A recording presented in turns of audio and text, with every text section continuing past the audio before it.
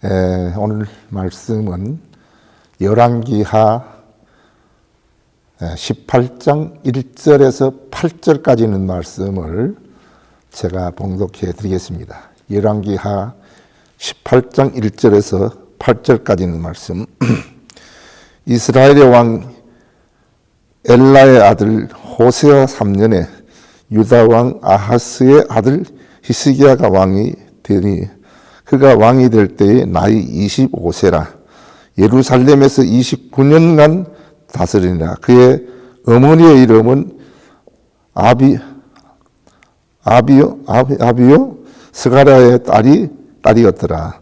히스기야가 그의 조상 다윗의 모든 행위와 같이 여호와께서 보시기에 정직하게 행하여 그가 여러 산당을 제거하며 주상을 깨뜨리며 아세라 목상을 찍으며 모세가 만들었던 놋뱀을 이스라엘 자손이 이때까지 향하여 분향함으로 그것을 부수고 누후사단이라 일컬었더라.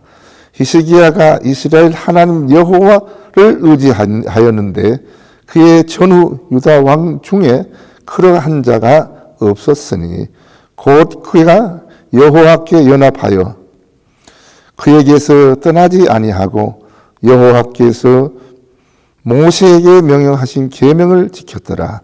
여호와께서 그와 함께 하심에 그가 어디를 가든지 형통하였더라. 저가 아수르 왕을 배반하고 섬기지 아니하였고 그가 블레셋 사람을 쳐서 가사와 그 사방에 이르고 망대에서부터 견고한 성을 이르렀느니라. 아멘. 오늘 이 말씀을 중심으로 해서 히스기야의 믿음의 결단이라는 내용으로 오늘 하는 말씀을 함께 나누면서 나누고자 합니다. 참 이스라엘의 역대상 참 많은 분들 가운데에서 히스기야 왕처럼 이렇게 하나님 보시기에 참 정직하고 하나님이 인정하는 왕이 된 사람은 정말 찾기가 힘들 정도로 훌륭한 왕이었습니다. 그가 25살, 25세에 유다 왕 13대 왕으로 이제 왕자에 오르게 되었습니다.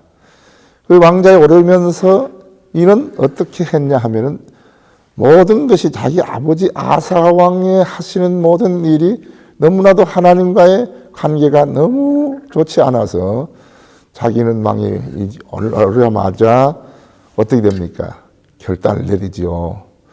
그러한 내용을 우리는 열왕기하 18장과 그 다음에 역대하 29장에서 32장에 보면은 잘 설명이 되어지고 있습니다.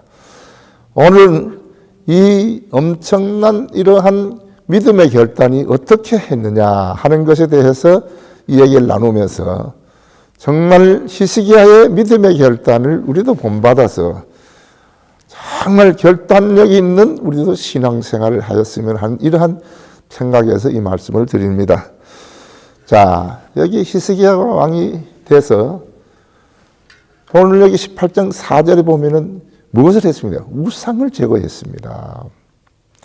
참 이스라엘 백성들이 얼마나 오랫동안 섬겨오던 그 주상을 없애버리고 해당을 없애버리고 산당을 없애버리고 해당이 아니라 산당을 재버리고 또 아세라 목상을 찍어버리고 또 모세가 세웠던 그 놋뱀을 상징해서 섬기는 그러한 우상 성일 이것도 전부 다 없애버렸습니다. 그렇게 하고 난다고 어떻게 됩니까? 그는 오로지 하나님만 의지하고 지금까지 섬겨왔던 아수르를 배반했어요. 하나님에는 섬길 자가 없단 말이죠. 그게 하나님을 섬기고 이렇게 개혁적으로 했습니다. 자, 이렇게 되니까 참 잘한다 하는 분도 많이 있지만은 네가 뭔데 이렇게 하느냐 하고서 개혁을 하느냐 하고서 말하는 사람도 적지 않은 줄로 생각을 합니다.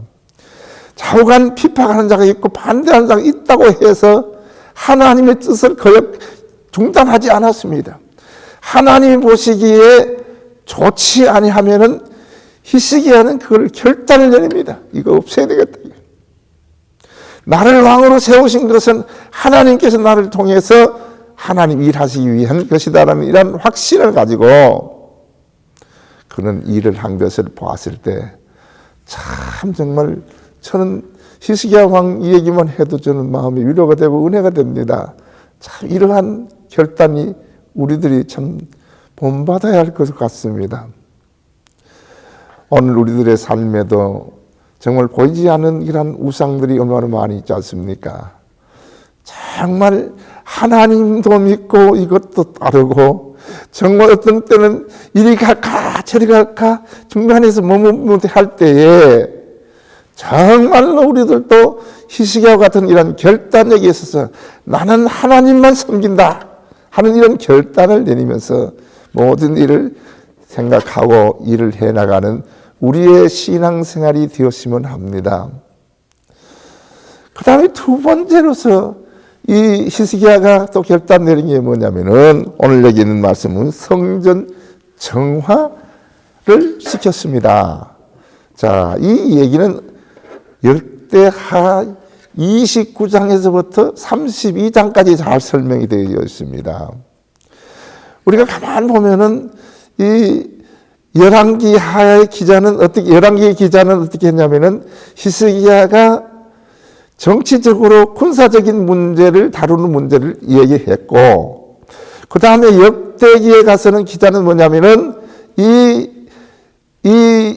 히스기야 왕이 정말 종교 계획과 성전 성결과 유월절 회복에 대한 얘기를 기록했습니다. 자, 그런 게 이 앞부분에서 제가 말씀드린 열왕기하에 있는 말씀은 뭐냐면은 정말 우상을 제거하고 나라를 다시 지켰고 나라가 항상 종로됐던 아수르를 배반하고 하나님만 의지하는 이러한 결단을 내리려므로 말미암아 나라의 정치를 잘 정돈한 모습을 열왕기하에서는 잘 기록되어 있고, 오늘 이제 말씀드리고자 하는 것은 뭐냐면 역대하 29장에서부터 32장까지 있는 말씀을 제가 말씀드리면서 성전 정화 운동을 했다는 사실입니다. 자, 보십시다. 그러면 성전 정화는 할 때에 세 가지 면으로 했어요. 하나는 뭐냐면은 오늘 여기 29장 역대하 29장에 있는 말씀을 보면 어떻게 되어 있습니까? 성전을 성결케 했습니다. 자, 이 말은 무슨 말이냐면은 아버지 왕인 아사 왕이 예루살렘 성소를 폐허시키고 그 문을 담그던 것을 문을 열고 다시 문을 열고 그 레위인들을 소집을 했습니다. 소집해 가지고 그들에게 설명합니다. 여러분이요, 우리가 지금까지 예루살렘 성전에서 예배드리 제사하지 못했습니다. 이젠 정신 차립시다. 내가 앞으로 이렇게 할 테니까 여러분들 좀 협력하시오 하고 얘기했더니 그들이 다 따라서 그를 따라고 하셨습니까? 그래서 성전 문을 다시 열고 성전 내부 수리를 8일간 합니다. 8일간 하고 그 다음에 외부 수리를 8일간 해서 16일 동안에 완전히 성소를 성결케 합니다. 야, 그렇게 해서 얼마나 어렵겠지만 우리가 객관적인 의미에서 봤을 때는 그렇게 하는가 보다 하지만 실질적으로 그들이 했을 때 얼마나 어려움이 많지 않겠습니까? 반대하는 사람도 있을 것이고 왜 이렇게 하느냐고 얘기하는 사람도 있었을 것입니다. 그러나 히스기야 왕은 오로지 하나님의 성소를 성결케 해야 된다 하는 이런 마음에서 레위인들을 중심으로 제사장들을 중심으로 해서 일을 하는 이 모습을 볼 수가 있습니다. 그렇게 하면서 안 된다. 이 성소를 성결케 하고 난 다음에 오로지 하나님 중심으로 살아야지 아수르를 섬기고 우리 인간적인 개인적인 생각을 살지면 안 된다. 하나님 중심으로 살아야 된다 하면서 여튼 했습니다. 그래서 역대하 29장 5절에 있는 말씀 보면 레위 사람들아 내 말을 들으라. 너희는 성결케 하고 너희들 자신들이 성결케 해야 된다. 먼저 성소에 들어가는 사람들이 레위인들 너희들부터 성결케 돼야 되고 그 다음에 성전을 성결케 해야 한다 하고 했지 않습니까? 그래서 16일 동안에 내부와 외부를 잘 수리해서 성결케 했습니다. 이렇게 성전 정화의 첫 번 단계에 그렇게 했습니다. 그 다음 두 번째로서 한 것이 뭡니까? 예배 경신을 했습니다. 자, 이 말은 무슨 말이냐면은 역대하 29장 20절에서 이하에는 말씀을 보면 어떻게 됩니까? 레위인들을 모읍니다. 레위인들 제사장들을 모읍니다. 그런데 모을 때 이 히스기야 왕은 어떻게 주심이 있었냐면 아버지 왕 아사 왕 때 제사장으로서 우상 숭배에 참여한 사람들은 모으지 마라. 그 하나님만 하라고 우상도 섬기고 하나님 섬긴 제사장들은 제어했습니다. 그리고 또 히스기야가 계획하는 모든 일에 반대하는 레위인과 제사장도 모으지 말아라. 그렇게 해서 정말로 믿음을 지키고 하나님 중심으로 살겠다는 사람들을 모았는데 그때 모은 사람들이 14명입니다. 레위인들이 14명입니다. 이 14명은 뭐냐면 어떤 사람들이냐면 정말 각 모든 지파의 대표적입니다. 어떤 사람입니까? 바로 본문은 뭐냐면 이 사람은 3대 계보에 속한 사람이 게르손족과 핫족속과 그 다음에 어떤 사람들이 드라리 족속입니다. 이 대표 족속, 이 족속들을 모아가지고 거기 속한 이 레위인과 제사장들에게 말을 합니다. 내 말을 들으십시오. 지금까지는 하나님께 제사하는 것을 산당에 가서 했습니다. 이게 있을 수 있습니까? 우상을 섬기는 장소요. 우상을 그 제사하고 또 하나님을 섬긴다 하면서 거기서 하나님께 제사하는 일 있을 수 없습니다. 앞으로는 이제 성소를 성결케 하였으니 예루살렘 성소 외에는 절대 하나님께 제사하지 마십시오. 그러니까 이 사람들이 너무 좋아하지요. 왜냐하면 또 반대하는 사람들은 왜 저렇게 하냐고, 왜 저렇게 예산을 낭비하냐 그러죠. 그러나 히스기야 왕은 깨끗하게 그 14명의 그 레위인과 제사장을 해가지고 훈련을 잘 시키는 거예요. 그러니까 그 사람들이 전부 히스기야 왕의 말을 아멘하고 받아들였습니다. 그렇게 해서 그 제사장이 반차를 결정하고 이 앞으로는 제사장들은 이 성소를 돌보기 위한 것이고 하나님께 제사하는 일에만 업무를 하시오. 다른 일에 종사하지 말으라 이거예요. 오로지 성전을 관리하고 성소를 관리하는데 저하고 하나님께 제사 드리는데 준비하고 하는데 거기에 전념해 주십시오. 하고서 모든 잘못된 예배 제사 의식을 완전히 바로잡는 이러한 히스기야 왕의 하나님과 함께하는 그 모습을 보면서 아하, 오늘 우리들도 교회도 마찬가지 아니겠습니까? 정말 하나님의 종이 무슨 일을 할 때 교회에서 잘못된 것은 이렇게 시정하려고 하면 꼭 판기 드는 사람들이 있어가지고 그걸 하다가도 중단하는 경우가 많이 있지 않습니까? 저는 이런 것들을 볼 때에 무척 안타까움을 저는 느낍니다. 정말 히스기야 같은 그런 믿음의 결단을 내려서 오로지 하나님과 함께하는 이러한 히스기야는 하나님 앞에 정직하게 살았고 하나님 앞에 자기 사명을 감당하는 것이지 사람들 앞에 하는 것이 아니라는 것을 히스기야는 생각하면서 사람을 두려워하지 아니하고 주위의 핍박자를 무서워하지 아니하고 굳건히 예배의 갱신을 일으키는 이 모습이 오늘 우리들에게도 있어야만 될 줄로 믿고 오늘 우리 모든 각 교회의 지도자들도 이 모습을 본받아야 되지 않나 저는 생각을 해봅니다. 마지막으로 세 번째로서 유월절을 다시 부활시킵니다. 역대하 30장 1절에서 5절에 있는 말씀을 보십시오. 그게 뭐라고 되어 있습니까? 히스기야가 여호와의 전에 와서 여호와를 위하여 유월절을 지키라고 명령을 합니다. 유월절을 다시 지켜야 한다.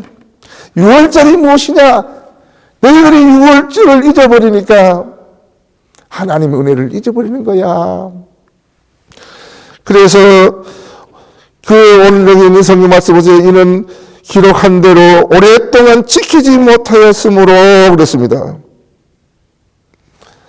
오랫동안의 유월절을 지키지 못하였다는 사실, 그 오랫동안이라는 말은 얼마라는 것을 뭐 정확하게 말할 수는 없지만 많은 기간 동안에 유월절을 지키지 아니하고 정말로 하나님의 종들이 정치적인 눈치만 보고 사람들 눈치만 보고 있어가지고 하나님의 뜻을 하지 못했던 이것을 다시 회복시키는 히스기야의 그 믿음의 결단의 자세를 저는 본받고 싶습니다. 여러분, 유월절이 뭡니까? 이스라엘 백성이 애굽에서 해방되어서 애굽에서 종려의 생활에서 해방되어서 이제 정말 가나안 땅으로 향하기 위해서 하는 그 출발점이 바로 그거 아닙니까? 바로 이 종로로 사는 생활에서 해방되었던 것을 생각하면서 하나님께 감사하는 절기가 유월절이라고 생각할 수 있지 않습니까? 그런 뜻이 아닙니까? 여러분, 오늘 우리들의 신앙생활에 있어서는 이러한 믿음의 정립이 필요합니다. 정말 나는 지금까지 제 종으로서, 정말 육신의 종으로서 내 마음대로 내 고집대로 내 생각대로 살아왔던 이 모든 것에서 우리를 예수 그리스도의 피로 말미암아 우리를 해방시켜서 하나님의 자녀로 삼아준 것은, 이것은 절대적으로 하나님의 은혜입니다 하고 생각하면서 사는 이러한 믿음이 오늘 우리들에게는 있어야 된다는 사실이에요. 여러분, 히스기야 왕이 부럽지 않습니까? 이렇게 하나님 앞에서 정직하게 살다 보니까 어떻게 됩니까? 하나님께서는 히스기야에게 함께 했지 않습니까? 오늘 여기에 18장 5절에서 8절에 있는 말씀을 5절 6절을 한번 보십시다. 거기 보면 어떻게 됩니까? 5절에 보니까 히스기야가 이스라엘 하나님 여호와를 의지하였는데 그의 전후 유다 왕 중에 그러한 자가 없었다 그랬습니다. 여러분 보세요. 사람을 의지하는 것이 아니라 여호와 하나님을 의지하였기 때문에 그가 정치하는 모든 일, 모든 종교적으로 하는 모든 일이 지금까지 왕을 했을 때 그런 왕이 없었다는 사실이에요. 그래서 왕 중의 왕으로 이렇게 하나님 앞에 하나님이 높여준 모습을 보지 않습니까? 그리고 6절에 있는 말씀은 그가 여호와께 연합하여 그에서 떠나지 아니하고 그랬습니다. 여기서 중요한 얘기예요. 하나님과 합해서 하는 일에 누가 그걸 막습니까? 하나님이 함께하는 자를 누가 대적합니까? 하나님이 함께한 다윗을 대적할 수 없었고 하나님이 함께한 요셉을 어떤 것도 세력도 대항할 수가 없었고요. 하나님이 함께하는 사도 바울과 어떤 악한 자들 대적할 수가 없었습니다. 그러니 하나님과 연합해서 하나님을 떠나지 아니하고, 그 다음에 계속해서 보면 뭐라고 되십니까? 하심에 그렇게 하는 그 히스기야 왕에게 하나님께서 여기 6절에 설명할 중반절 설명하니까 어떻게 됐습니까? 뭐라고 얘기합니까? 하나님께서 7절에 하나님께서 어떻게 됐어요? 어디를 가든지 형통하게 하였다.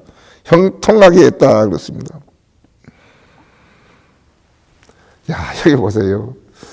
하나님과 함께 하는 일에는 형통하다는 말이 있어요. 저는 형통하다는 말을 우리 박광희 목사님이 새벽 예배 때 설교하는 그 단어 설명하는데 내가 정말 은혜 받았습니다. 형통이라는 것은 항상 고통이 없는 게 아니에요. 고통 가운데서도 이겨나가는 거예요. 그러니까 이러한 형통이라는 것은 참 저는 사실 그렇습니다. 여러분 생각을 해보세요. 요셉과 함께 함으로 말미암아 어디를 가든지 그의 한 길에 형통하게 했다 그러죠. 형무소 가는 것이 무슨 형통한 겁니까? 형무소 가도 고통 가운데서도 그와 함께 했다는 사실이에요. 이런 생각해 보세요. 오늘 우리들의 신앙생활은 바로 이겁니다. 하나님 중심으로 살아가는 이 신앙생활은 하나님이 함께 해주시고 하나님이 함께하는 그러한 사역은, 그러한 믿음 생활은 형통하다는 사실입니다. 오늘 여러분들에게 말씀드리고 싶습니다. 히스기야와 같은 믿음의 결단이 오늘 우리들도 갖고 싶지 않습니까? 정말 머뭇머뭇하지 마십시다. 정말 하나님과 함께하는 신앙생활에서 정말 아름다운 담대한 결단을 가지고 신앙생활을 잘하셔서 여러분의 남은 삶이 정말 하나님 보시기에 아름답고 정말 하나님께서 칭찬하는 삶이 되는 여러분의 삶이 되시기를 주의 이름으로 축원합니다. 기도하겠습니다. 거룩하시고 은혜로우신 아버지, 하나님 은혜에 감사를 드립니다. 부족하고 연약한 저희들을 이렇게 사랑하여 주셔서 하나님의 말씀을 들을 수 있게 해주심을 감사합니다. 정말 히스기야 왕같이 믿음의 결단을 잘 내릴 수 있는 저희들 되게 하여 주옵소서. 정말 저희들의 모든 마음으로나 모든 우상을 섬긴 모든 것에서 저희들이 다 아버지 하나님이여 정산하고 정말 하나님과 올바른 관계를 맺고 예배 관계가 바르게 하여 주시옵시고 저희들의 삶이 하나님의 뜻을 이루어 나가는 삶이 되게 하여 주시옵소서. 하나님 아버지, 우리 복음의 우림교회를 축복하여 주시사 귀하신 목사님, 담임 목사님, 박광규 목사님과 사모님, 우리 모든 성도들이 한 마음과 한 뜻이 되어 하나님이 기뻐하는 교회, 하나님의 뜻을 이루는 교회, 복음과 빛의 사명을 다하는 교회가 되게 하여 주옵소서. 몸이 아픈 자들에게도 건강하게 해주시고 항상 주 안에서 기뻐하며 감사하는 생활함으로 말미암아 하나님의 뜻을 이루어 나가는 저희들의 신앙생활이 되게 하여 주옵소서. 예수님 이름으로 기도하옵나이다. 아멘.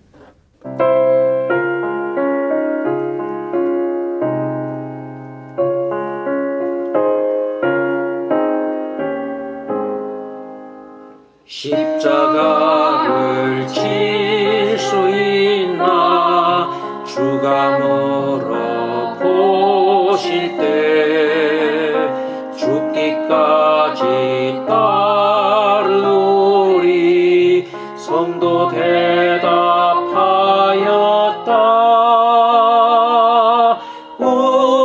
우리의 심령 주의 것이니 주님의 형상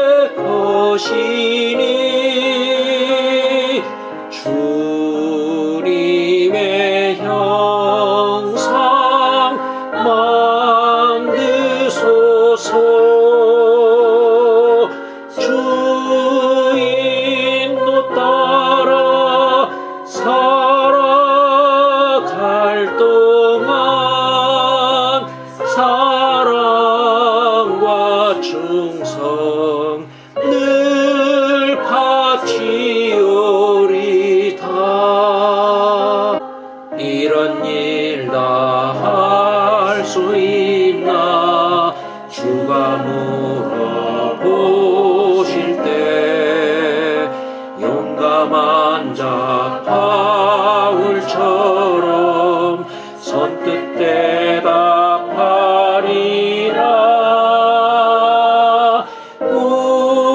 우리의 심령 주의 것이니 주님의 형상 만드소서. 주 인도 따라 살아갈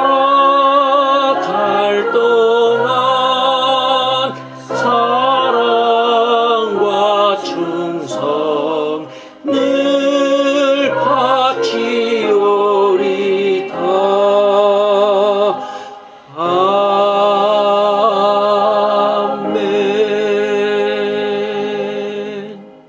하늘에 계신 우리 아버지여, 이름이 거룩히 여김을 받으시오며 나라가 임하시오며 뜻이 하늘에서 이루어진 것 같이 땅에서도 이루어지이다.